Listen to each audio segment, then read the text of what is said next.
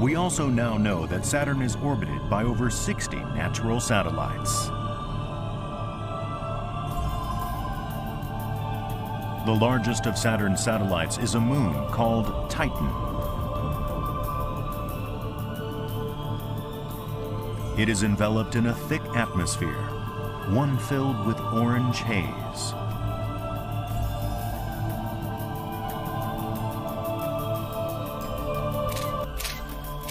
In 2005, a NASA probe penetrated the veil of mystery and sent back the first images of the surface.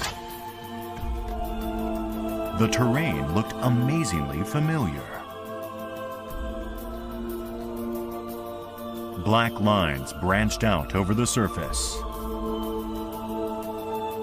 They looked just like rivers. And numerous lakes were discovered. This was the first time any celestial object had been found with liquid on its surface.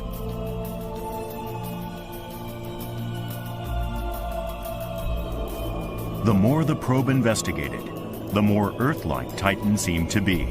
It was at this point that scientists began to suspect that life might be present.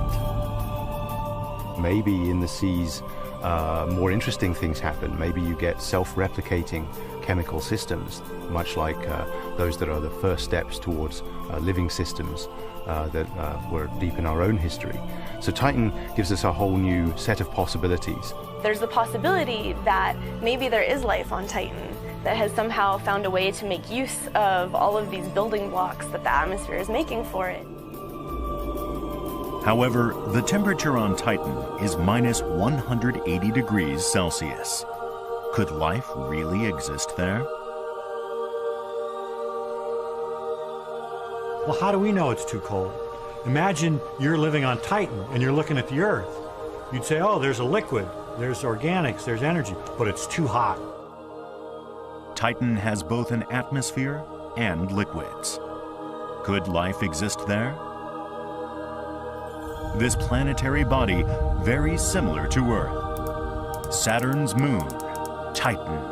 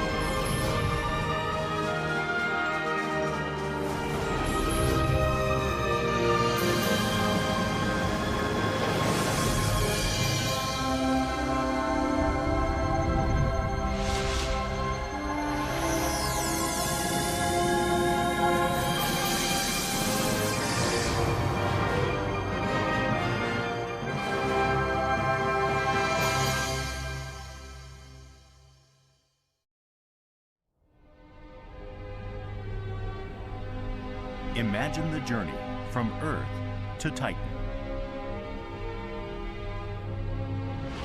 If you could travel at the speed of light, you'd pass Mars about 4 minutes into the voyage.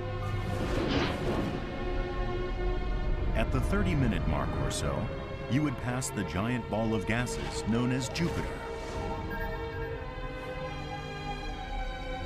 Then, some 70 minutes after departure, you would finally arrive at Saturn, surrounded by those beautiful rings.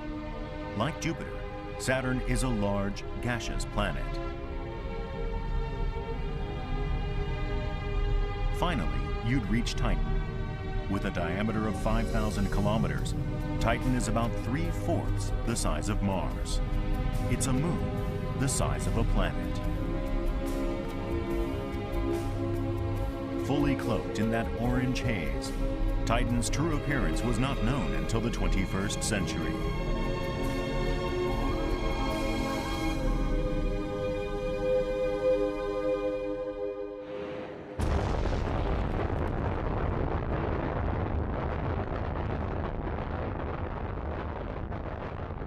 (1997) saw the launch of the Cassini-Huygens mission.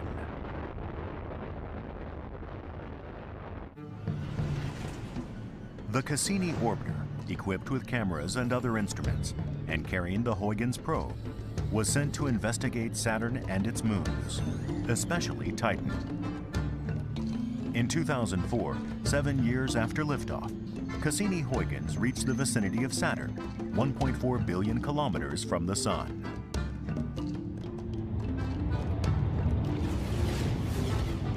Cassini then proceeded to enter into orbit around the planet and its satellites, and to commence scientific observations. It took this image of Titan. For the first time, Titan's true features began to show from under that thick haze. The day was approaching when we would finally be able to see the surface of Saturn's giant moon. In December 2004, the Huygens probe separated from Cassini and coasted to Titan.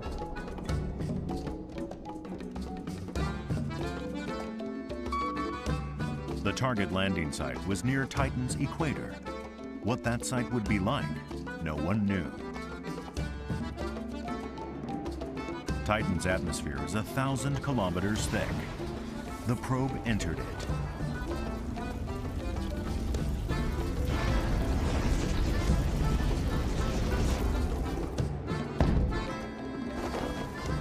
Huygens deployed a parachute and drifted down, jettisoning its heat shield. This image, taken from a height of 152 kilometers, was Huygens' first view of Titan, which was still obstructed by haze. Huygens was shooting still images as it descended. Its microphone also captured the sound of the wind rushing by.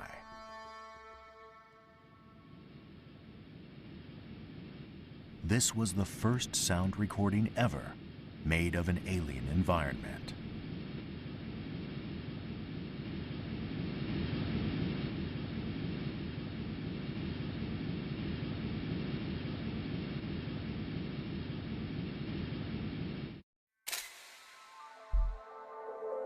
These images of Titan's surface were taken by Huygens from 16,000 kilometers up. Black veins, like the branchings of a river, are visible. It does look as though they are flowing to the mouth of a river.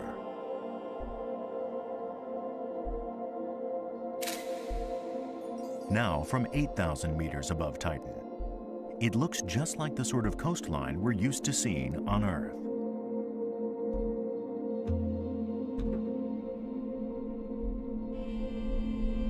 Finally, the landing. This is an image taken by Huygens just after landing.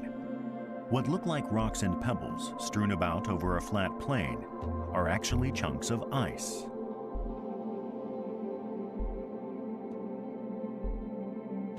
The surface temperature is minus 180 degrees Celsius. Atmospheric pressure is a little higher than Earth's, 1.5 bars. The horizon seems blurred by mist. This is exactly like some rocky desert landscape on Earth. High above, the Cassini orbiter continued its observations. In the equatorial region where the Huygens probe landed, Cassini discovered a strange pattern.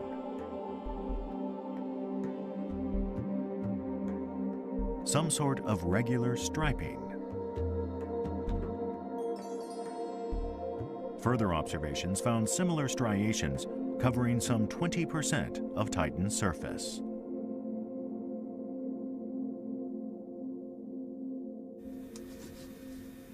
Ralph Lorenz has dedicated himself to investigating this strange striped pattern.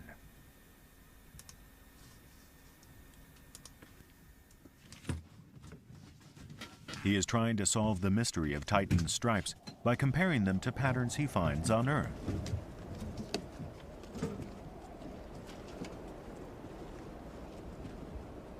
This is the Mojave Desert in the western United States.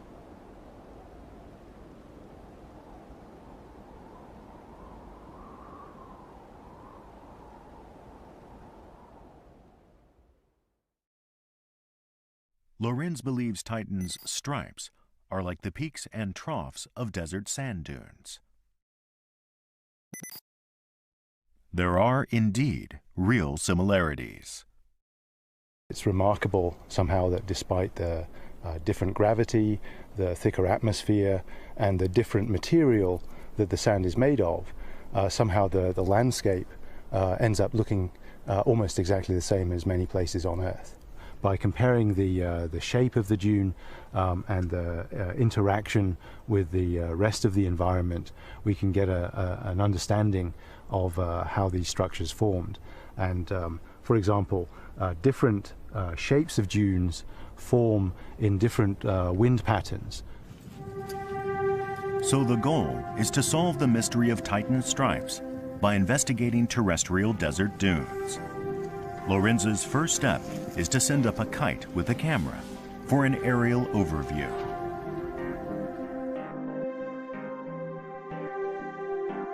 He's looking for a place that has a striped pattern like Titan's. Next, he mounts a dune buggy equipped with GPS. He wants to measure the heights of dunes and the angles of their slopes.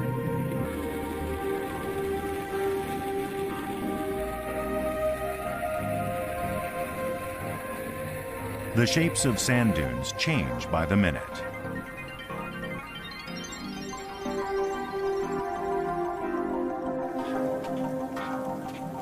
Lorenz plants a stake with a streamer attached. In fact, he plants a whole line of them along this slope.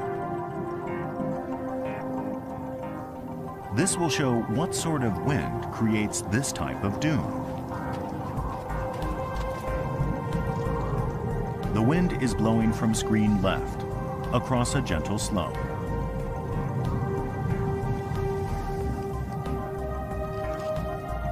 Then it swirls around, as if to carve out that slope to the right.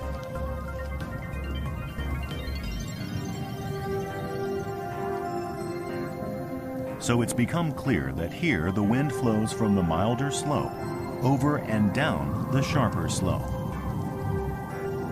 Lorenz believes that the stripes on Titan are also wind-sculpted sand dunes.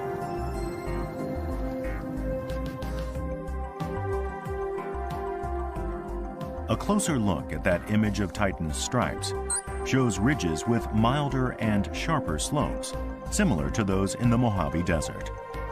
So Lorenz conjectures that the wind on Titan must have been blowing from left to right.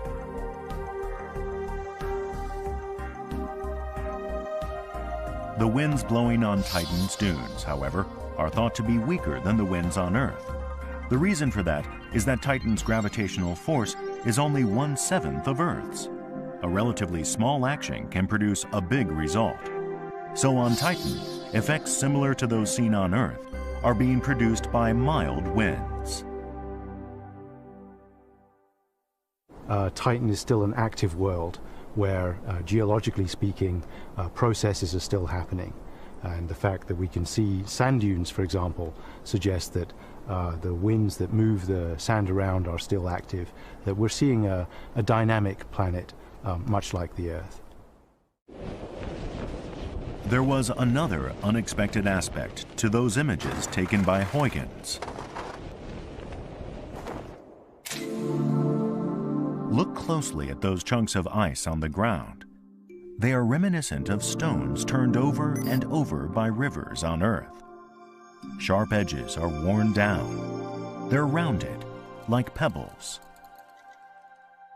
So there may well be liquid on Titan. This discovery attracted attention and astonishment. Meanwhile, the Cassini orbiter made a surprising discovery of its own. Black spots and blotches were visible near Titan's north pole. Radar observations showed them to be lakes, filled with some liquid. They number in the hundreds, and some of them are huge. This is the first time liquid has been found on the surface of any celestial body other than Earth. The lakes are dotted with islands and fed by rivers. But with a surface temperature of minus 180 degrees, any water on Titan would have frozen. What liquid could it be in these lakes and rivers?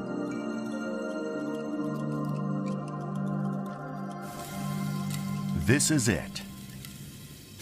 Liquid methane. On Earth, it's normally a vapor, but at extremely low temperatures, it condenses into a liquid.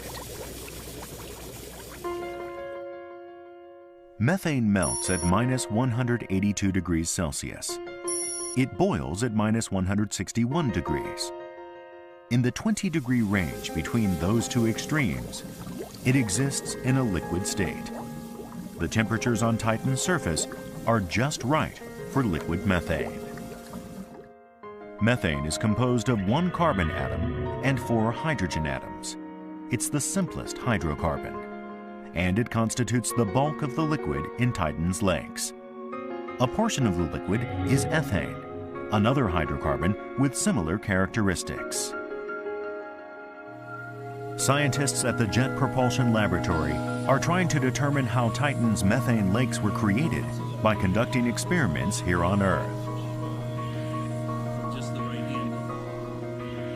Christophe Saturn is an expert on bodies of ice found in the solar system.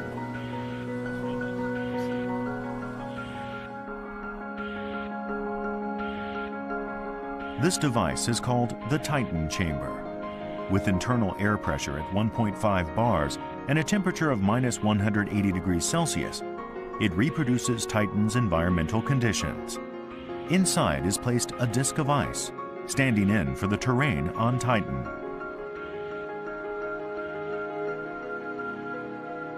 They then release droplets of liquid methane onto the surface of the ice.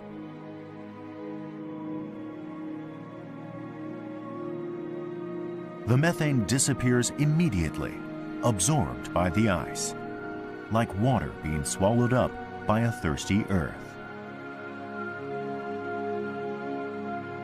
So the big surprise, something we did not expect, is that when the methane falls on the ice, well, actually the methane got sucked into the ice. It gets absorbed.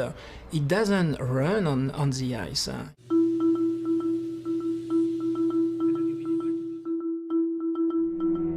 However, if methane continues to drip onto the ice, eventually it begins to pool on the surface.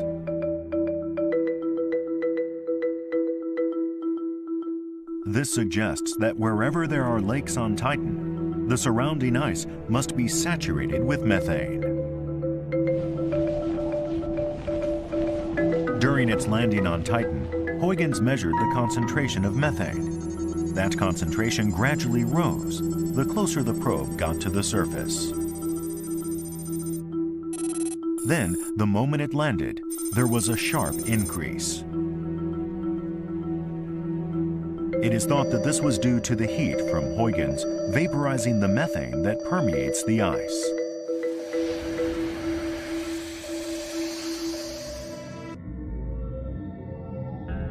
On Titan, liquid methane acts in ways similar to water on Earth.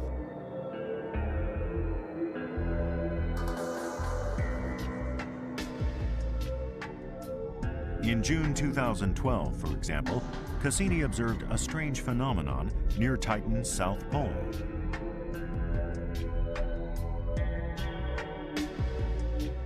An oddly shaped mass seemed to be squirming about in the atmosphere.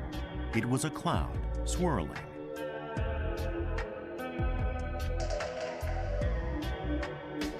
A cloud made up of methane.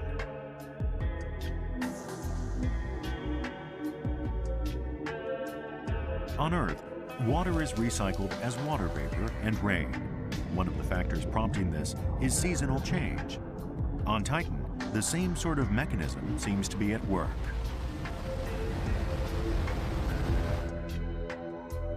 Titan is tilted on its axis, some 26 degrees off vertical.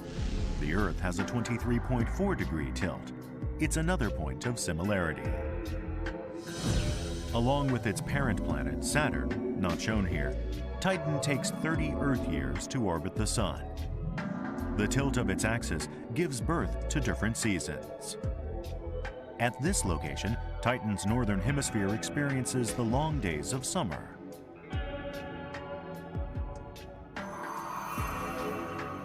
The northern hemisphere is warmed, producing rising atmospheric currents. Liquid methane on Titan's surface evaporates and is carried southward. Near the South Pole, it is winter. The methane gas is cooled, condensing into a liquid or even solid state. It can form clouds. Like that huge swirling cloud Cassini spotted.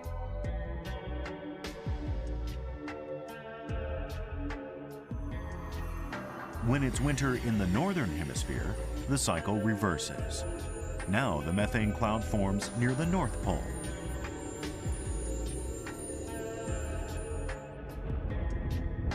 Underneath that cloud, methane rain begins to fall.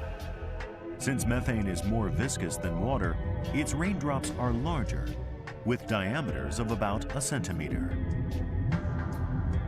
But as Titan's gravity is weaker than Earth's, the droplets fall more slowly, about 1 meter per second, like a soft snow on Earth. They soak the icy ground on Titan and form lakes.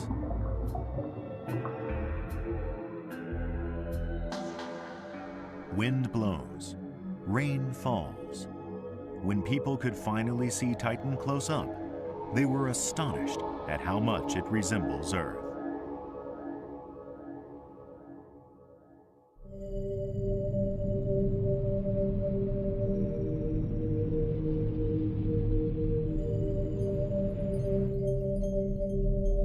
In 2007, the Cassini orbiter spotted something truly peculiar on Titan's surface.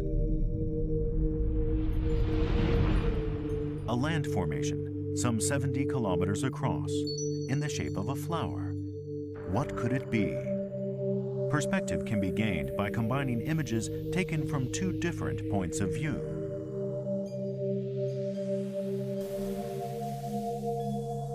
A three-dimensional image of the topography emerges. That strange formation turns out to be a rugged mountain featuring a 1,500-meter high peak.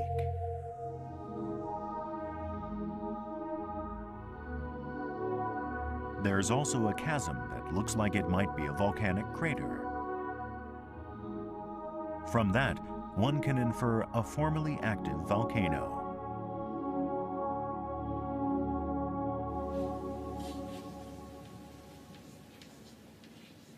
That volcano has been an object of particular interest to Jonathan Lunine, an expert on Titan's internal structure. He says that the volcano did not spew lava. Rather, it pumped up a mixture of ammonia and water.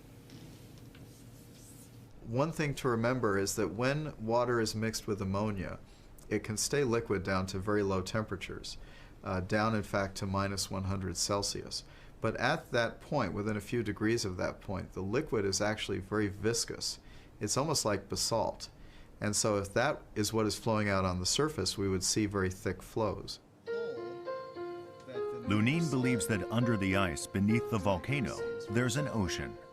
He came to this conclusion due to changes in Titan's shape.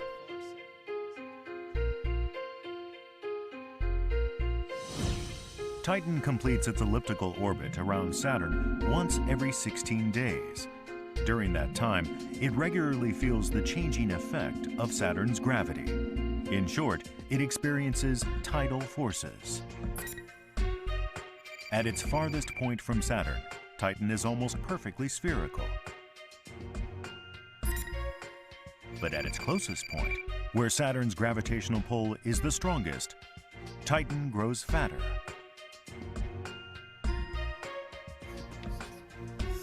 Its diameter alters by as much as 10 meters. Lunine says that Titan can transform so dramatically because internally it is not made entirely of solid rock. Lunine's observations suggest the following picture of Titan's structure. The outer crust of ice is some 50 to 100 kilometers thick. The center is comprised of two types of bedrock. In between the ice and the rock, however, is a layer of liquid water. The bedrock generates heat, says Lunin, permitting the water to remain in a liquid state. This ocean layer is some 300 kilometers deep. Ammonia, present in Titan since its origin, has also dissolved into the water. It is thanks to this ocean layer that Titan can change shape so flexibly. The interior is warm enough that really only liquid water is a suitable, stable material in that region. So we're pretty sure from the gravity experiment that Titan has a liquid water layer under its surface. According to Lunin, the tidal forces caused by Saturn in turn stimulate volcanic activity. Tidal forces cause friction along the boundary between the ice and the subsurface ocean. The water heated in this way melts some of the icy crust. It builds up like terrestrial magma and eventually forces its way up above the surface.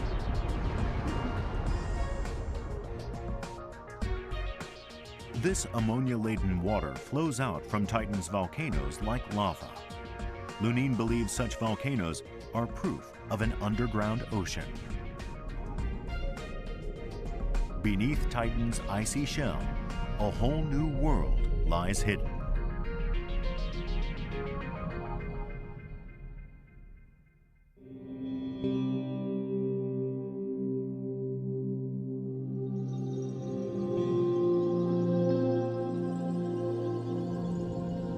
Saturn has over 60 moons.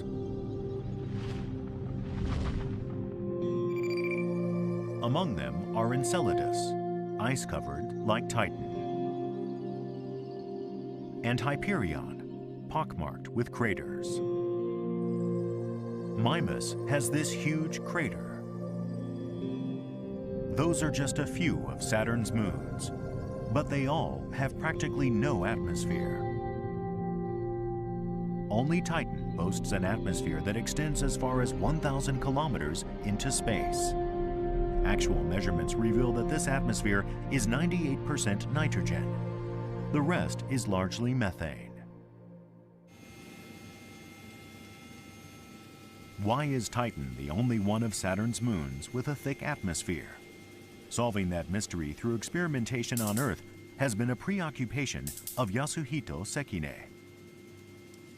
Sekine believes that Titan's atmosphere was generated by an extraordinary mechanism. The mechanism? Collisions with small celestial objects. Sekine is trying to reproduce that effect using a laser. When Titan was first formed, its icy landmass contained about 1% ammonia.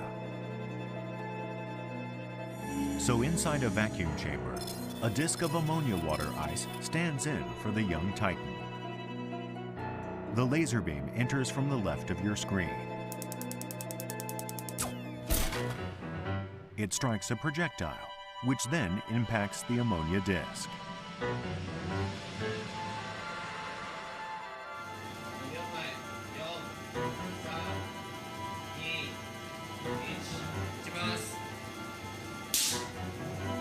That was the laser shot. Gases released by the impact are measured.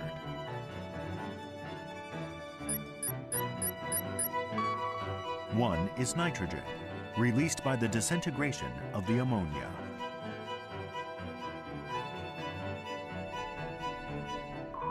Titan's thick atmosphere contains large amounts of nitrogen.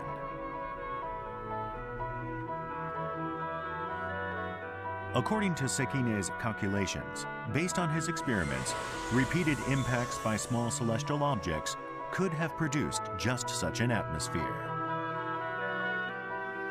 タイタンの地殻中にもともと入っているぐらいのアンモニアの量があれば今の 1.5 気圧の窒素の大気を作ることができるということを明らかにしました。重要な点はですね、大きい天体でないと大気を重力的に持てないということです。なので他の衛星たちは同じように衝突は起きたんですけど、それぞれが小さいがために窒素の大気を持つことができなかったと。For example, Enceladus, one of Saturn's other moons, is merely 500 kilometers across. That is 1/10 of Titan's diameter. Saturn's other satellites are also small, with weak gravitational fields. So even if they've been similarly impacted, they haven't been able to hold on to any atmosphere. But did Titan in fact experience repeated bombardment by small celestial objects?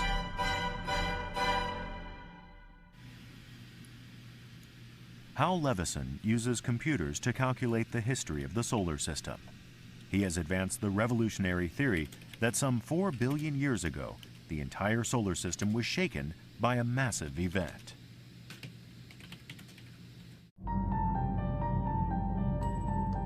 Levison argues that when the solar system was forming 4.6 billion years ago, Uranus and Neptune were closer to the Sun than they are now.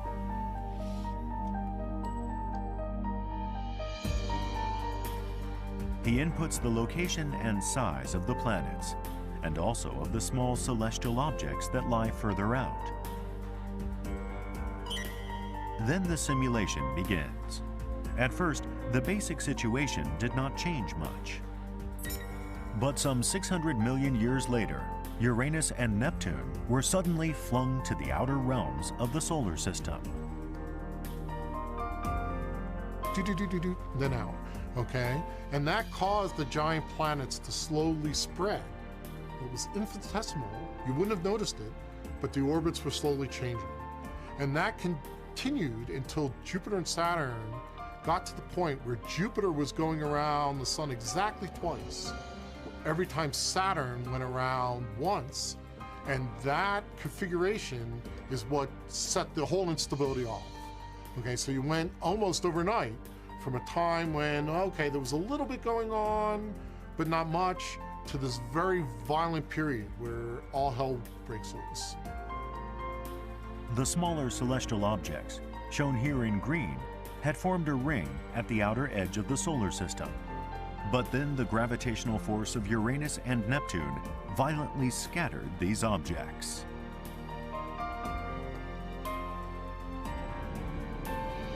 The result was that in the period from 4 billion to 3.9 billion years ago, the planets of the solar system encountered a barrage of small celestial objects. During this period, Titan also was hit repeatedly, developing a nitrogen-rich atmosphere. That made it a very special moon.たった1億年とかそれぐらいの短い期間なんですけど、その間にですね、その 1.5 気圧という膨大な量の大気を作ることができたというふうに考えられます。タイタンっていうのはですね、唯一人類が初めて見つけた生きている天体だというふうに言えると思います。で、地球と同じようにですね、表面で液体が存在して、それが蒸発して雲を作って雨を降らしてというような循環が起きているのはですね、現在の太陽系の中では地球とタイタンだけです。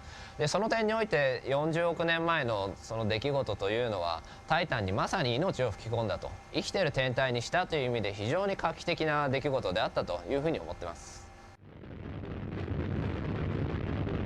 1977 saw the launch of Voyager 1. Its mission? To explore and observe the outer planets, from Jupiter to Neptune.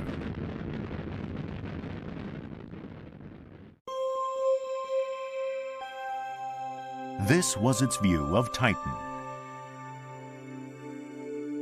It was a close look, but still the moon was shrouded in a thick orange haze. However, even then, one scientist maintained that the haze held the secret to sparking life below.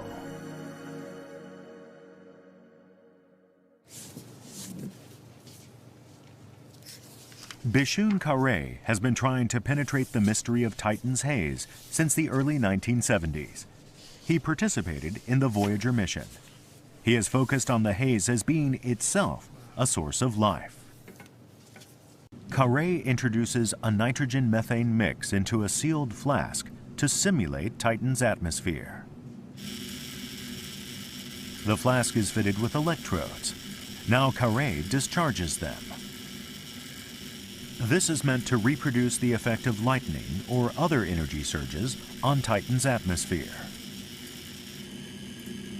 It's about 10 hours since the start of the experiment. A reddish-brown substance has become visible inside the flask. Carre claims that this is the very same substance as the haze enveloping Titan. So what happened inside that glass vessel? First off, the electrical surges split apart the molecules of nitrogen and the methane. Their atoms recombine with carbon and other atoms in all sorts of ways, forming a variety of new organic compounds. Analysis showed that some 200 types of organic compounds had been created in this experiment. Organic compounds are the materials out of which our own bodies are made. They are the building blocks of life. It was thanks to Carre's work that Titan came to be considered one of the celestial objects on which life might exist.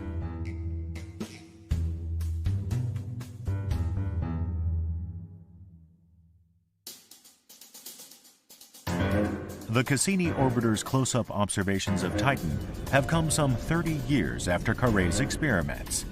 Will they confirm that Titan's hazy atmosphere has in fact given rise to organics?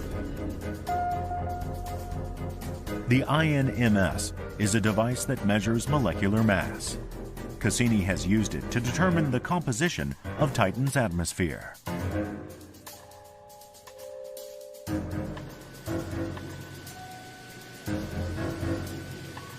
Cassini's data were streamed back to Earth, where they were analyzed by Hunter Waite and his colleagues.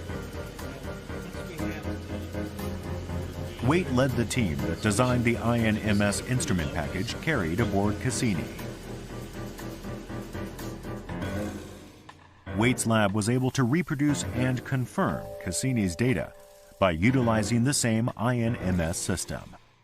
They could then analyze accurately whatever molecules or compounds the instrument had detected.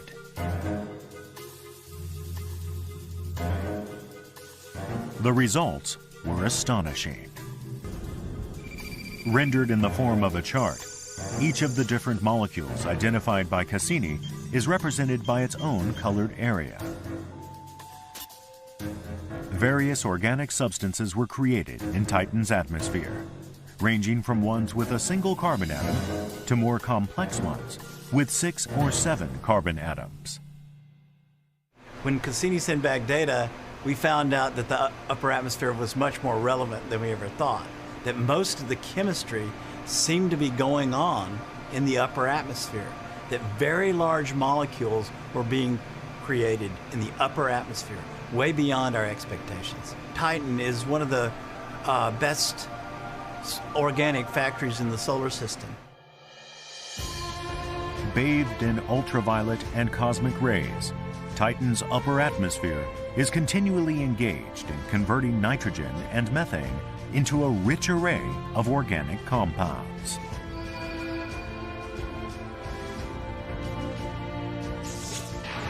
As these compounds collect in the lower atmosphere, they produce Titan's famous orange haze. Finally, they are precipitated with methane rain onto the surface as well.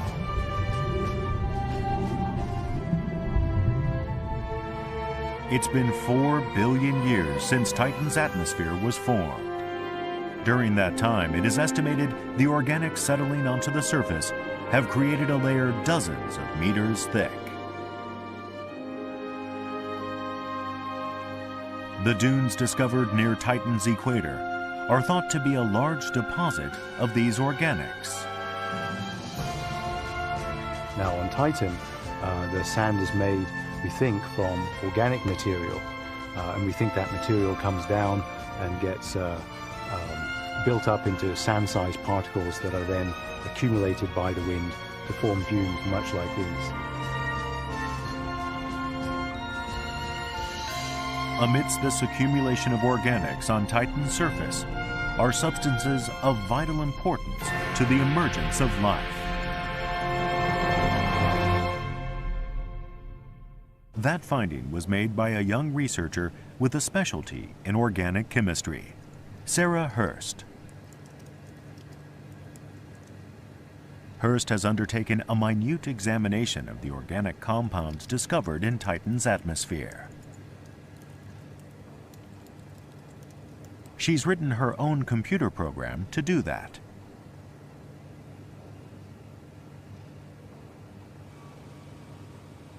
Based on Cassini's observational data, she faithfully simulates the composition of Titan's atmosphere and produces the same organics.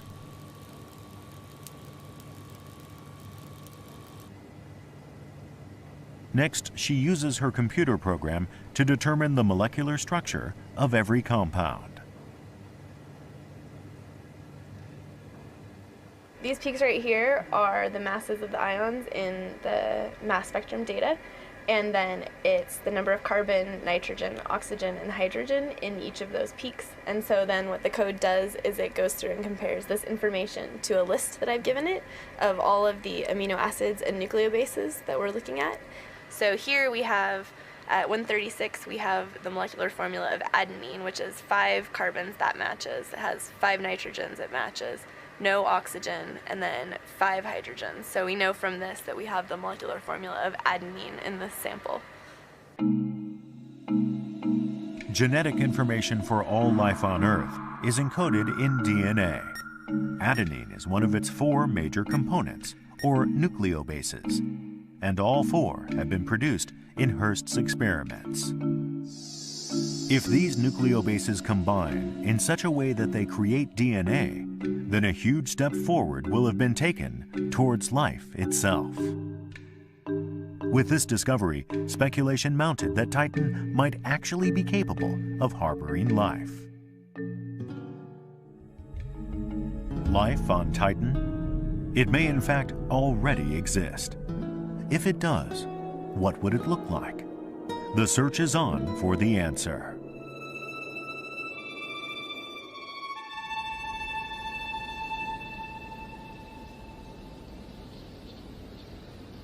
Trinidad and Tobago form an island country in the southern Caribbean. They have a population of about 1.3 million.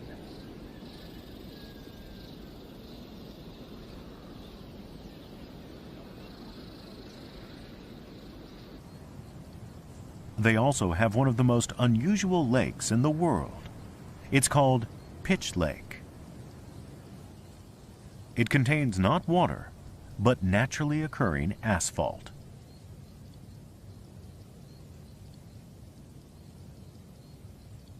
It bubbles up from an oil field that lies underneath, creating a lake of asphalt that's 40 hectares in area and 80 meters deep.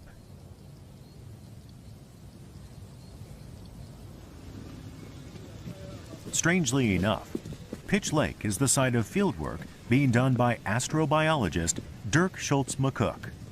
He thinks that Titan is the best candidate for the location of extraterrestrial life. He's come here to try to envision what life forms on Titan might be like.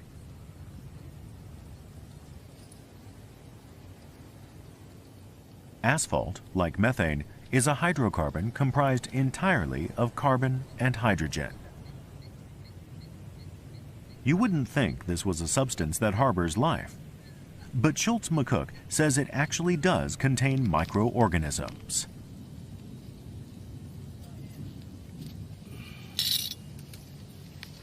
Well, this is one of the few environments where it's similar to Saturn's moon Titan, where we know that we have hydrocarbon lakes on the surface.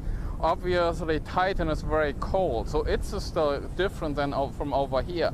But we do have the liquid methane and ethane, which are also hydrocarbons.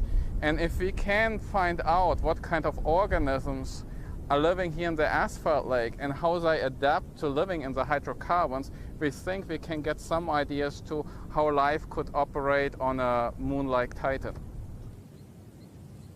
Asphalt contains almost no water. Did you say that there's microbes in there? Yes, there's microbial organisms in that liquid asphalt. In this thing? In this thing, yeah. Like maybe 1, 2? Millions. Millions? Yeah. Genetic analysis identified some 600 new types of microorganisms living in the asphalt.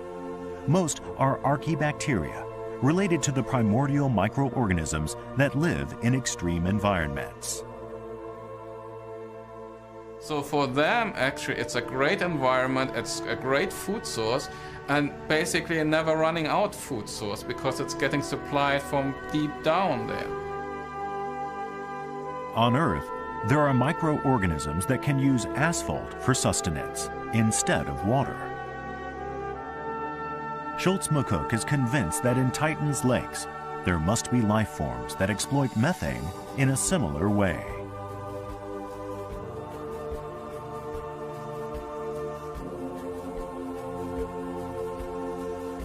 Another scientist, Chris McKay, holds that the methane lakes on Titan contain creatures so unlike Earth creatures that they exceed our wildest imaginations.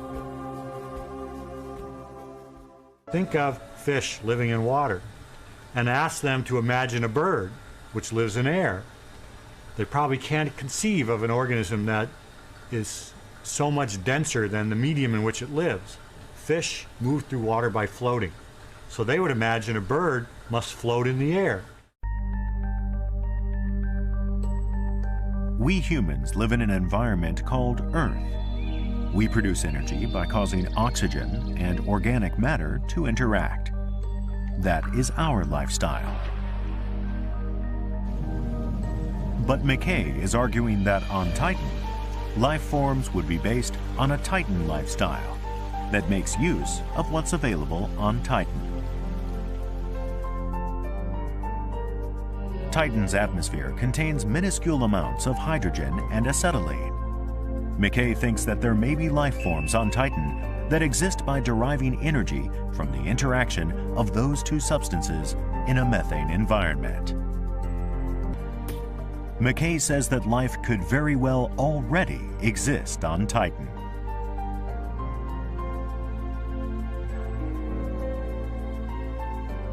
So instead of being small and round, I would guess that a single-celled organism on Titan might be big and flat, like a sheet of paper, to maximize its contact with the nutrients in this thin soup.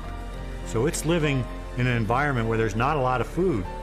So it's got to access the food with a big area. And maybe on this area, it has active molecules. So it's like a big flat sheet of paper with little traps on it to collect food. To that life form, that will be the normal environment. It was not until the 21st century that Titan's thick veil was lifted. Now that we're getting a closer look, what new discoveries await? So Titan gives us a whole new set of possibilities, and there are for sure perhaps hundreds, maybe millions of worlds like Titan around other stars. Do those have life? Titan maybe can give us some clues. If life is found on Titan, humanity's view of the universe will surely change. The best place for me in terms of finding another type of life would be Titan. Because if we find it on Titan, then we know that it really is too. It's not the same as us. When we go to Mars, we may find life on Mars, but we won't be sure that it's not the same life as Earth. So my best hope would be we find life on Titan, because then I know that we found two completely different types of life. Then I can go on to some other science problem. There is only one body in space that we know of, other than Earth, that has a thick atmosphere and lakes. Titan. If life is found on Titan, it will instantly increase the possibility that life exists in many other places in the universe as well.